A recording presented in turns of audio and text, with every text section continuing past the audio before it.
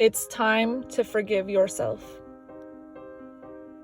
How many times have you caught yourself in a reoccurring pattern that made you question your own moral integrity?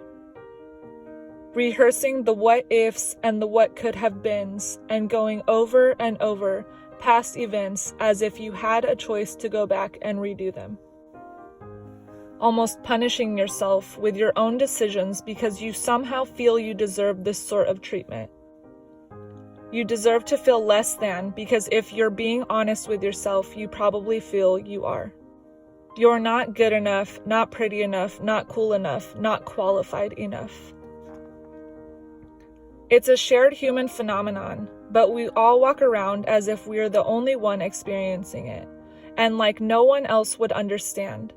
But if we're all honest with ourselves, we all understand it better than we would like to admit.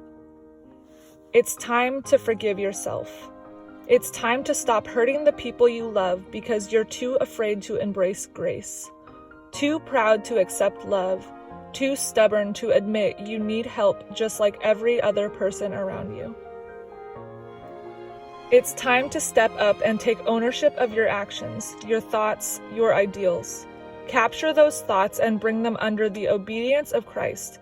You have the choice and that ability. Stop focusing on what could go wrong and start to hope that maybe there is something good out there. It might start small, but once you train yourself up, it will get easier. This depression and anxiety you're experiencing is not how you were designed to live.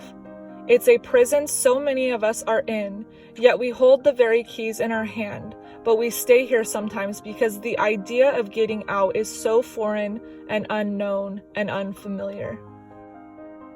Unfamiliarity can leave us stuck and hidden, but there is a whole world out there that is full of peace and love and power, a world of hopes and dreams and fear that accompanies it. It's a mix of good and bad, but with the right perspective, it's balanced and good. It's time to ask yourself, what lies on the other side of this fear? Magnanimity. It's the belief of what could go right in any given situation. Look at the gifts God has given you and ask yourself, what can I do with this gift today?